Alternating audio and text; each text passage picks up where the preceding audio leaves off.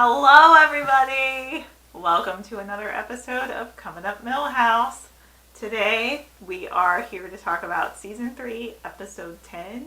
It's called Burns Verkaufan Kraftwerk, which translates into Burns sells the power plant. And legit, I just looked it up on Google Translate, and that's what it translates to.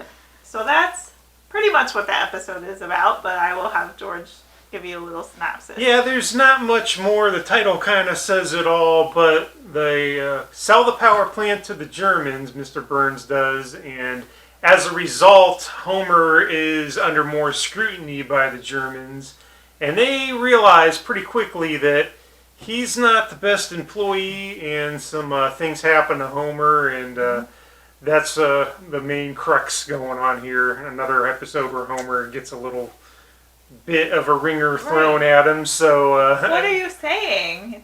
Homer Simpson is not the best safety inspector at a power plant? We will talk about that. We will definitely talk about that.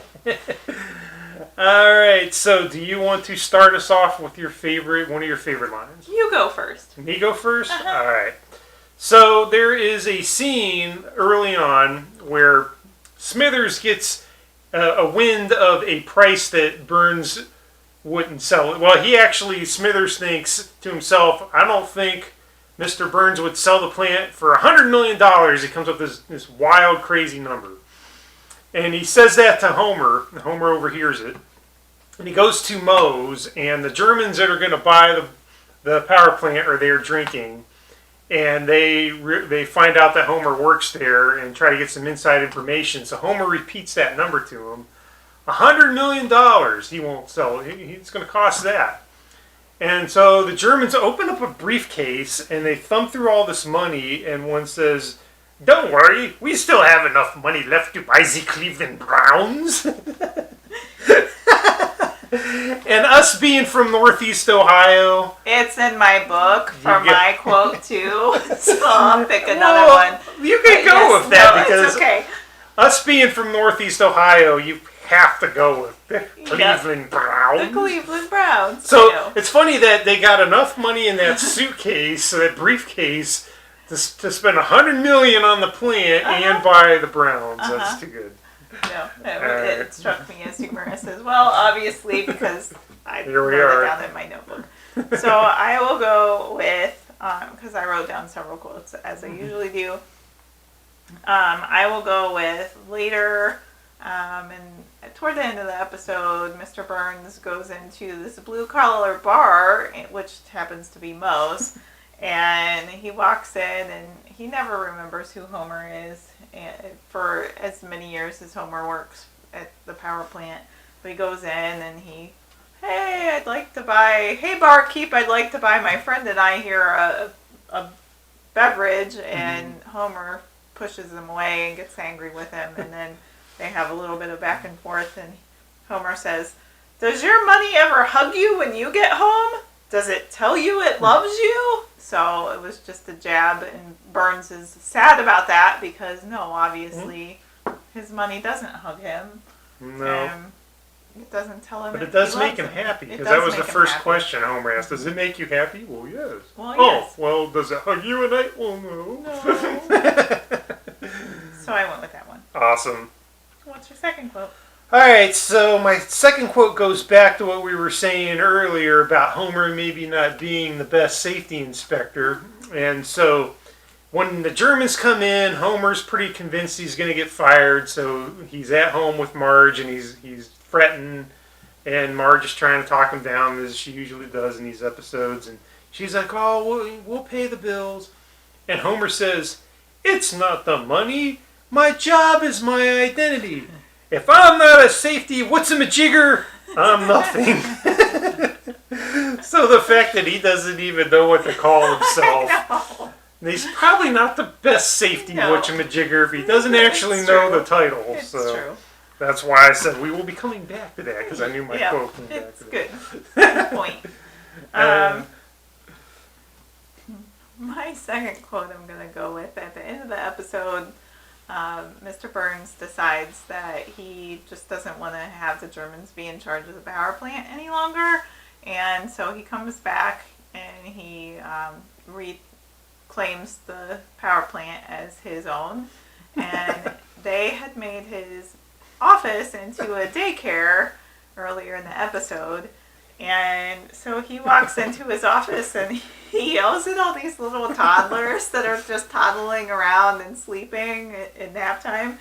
This is a place of business, not a pee-wee flop house. A pee-wee flop house. A pee-wee flop house, which just cracked me up. I would like to see a pee-wee flop house. I think we just did in this episode, really. There you go. That's the definition one, I would think. Good line. So what about scenes? You want to do a scene? Sure. Where should I go? That's a good one. Were some really good ones. Mm-hmm. I'm going to go with... So, Homer gets a phone call from his stockbroker, and he doesn't look like a very good stockbroker at all. Mm-hmm. And he gets told, oh, stock went up, and this is the first time it's been up in the 2 years you've worked at the plant. And Homer doesn't even realize he has stock in the plant. And then, it's gone up 25 cents per share. So Homer sells his stock for $25. And thinking about that $25, he has this sequence, which is my favorite scene, I think. He goes on this, sequence. What can he spend his $25 on? And he fantasizes about a haircut, which he only has 2 hairs on his head, basically. A hot wax for his car, a new hammer that has a $25 hang tag on it, and things like that. And so what does he do? He ends up buying a bottle of beer at Moe's for $20 and therefore spending There goes all his riches where everybody else got thousands. Yes. Homer got a beer. So. A beer. So Homer just... doesn't really think things through so clearly, but he was really trying. That was what his imagination pulled up for $25. You're good. And the fact that those things are luxuries to him is what's hilarious about it. $25 hammer. That is paying a lot for a hammer. It is a lot for a hammer. Yeah, I think he was getting ripped off at hardware store. He probably could have gotten more for his money. He might have been able to buy the Cleveland Browns with some change.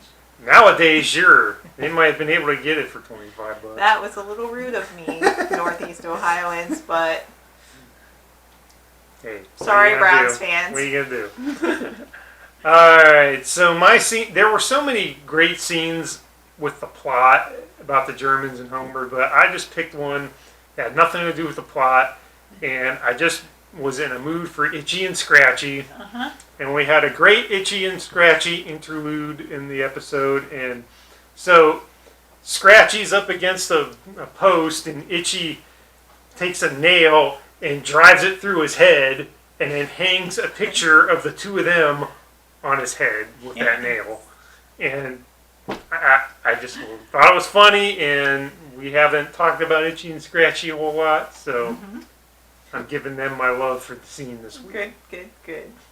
And then usually we talk about winners and losers, so which one do you go first? You want to go with losers first this time around? Sure. Why don't you give me yours? Okay.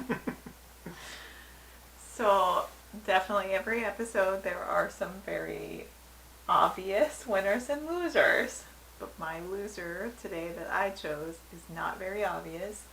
At one point in the episode, Homer has a the land of chocolate sequence, and he, has yet another daydream. And he is dreaming about this land of chocolate because Germany is known for their chocolates. It is. And so my loser comes from the land of chocolate because everything's made out of chocolate, and this little chocolate dog bounces up to Homer, and he picks it up and he takes a big bite out of it. So the little chocolate dog is the loser. And then he yips away, yip, with a big bite out of his butt. So that's my loser for the episode. I like it. Yeah, this is one where you could have picked Homer, you could have picked Smithers, all these obvious ones. Mr. Burns. Mr. Burns even. Marge. I went with the Germans because they bought the Cleveland Browns. Ha! Yeah, all in good fun, Northeast Ohio. Relax. We're gonna get in so much. I know. But then, mostly because they spent $100 million on the plant, and then it's falling apart. And it's not even Homer's fault. It's like the cooling tower has a fissure in it, and it's leaking green radioactive crap out of it. Right. And there's raccoons in the wiring. And so they go to sell it back to Mr. Burns, and he gets it for half of what he paid them. Right. And they got totally hosed in this episode because they lost a lot of money. But so, if the plant was in this bad of condition, I don't know that all of these things would have waited to happen. And it seems that Homer was the safety inspector prior to all these things happening, and then he gets let go, and then all these things. So maybe it is his fault. So maybe he was doing a better job than anyone's giving him credit. Yeah. For. Oh, yeah. I didn't even think of that. Yeah. You know, he might have been keeping the cooling tower from crumbling and the raccoons out of the whatever. He might be close to a winner. I like that. So I just needed to point that out. I know. I didn't even think of that. See, I've watched this episode many times, but that was a new angle I'd never considered. Very good. Thank you. What about winner? Who's your winner?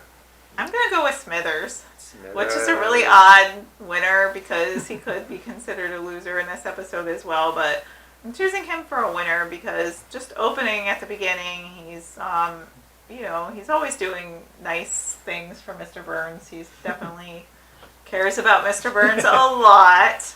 And I'm going to say winner because he, gets to play with Snappy the alligator as a puppet to listen to Mr. Burns' problems because Mr. Burns is not sharing his feelings or problems with anyone, but he will for Snappy the alligator. He also, when Mr. Burns is no longer at the power plant, he's a beekeeper and he has his beehive and he's showing Smithers before they go out for drinks socially. He's showing off his beehive and he's named the Queen Smithers. Yeah. He gives Smithers his picture of Mr. Burns with Elvis, which was like one of Mr. Burns' prized possessions, but Smithers has always really admired that. And like I mentioned, he gets to go have a drink and have some social time where they've never had that before because it's been a boss-subordinate relationship. So. And at the end of the episode, he gets his favorite boss back. That's true. So it's coming up Smithers. Coming up Smithers. All right. What about you? All right, so my winner is all of the alcoholics that work at the power plant because when Mr. Burns sells it and the Germans come in, they have a team meeting for everyone that works there.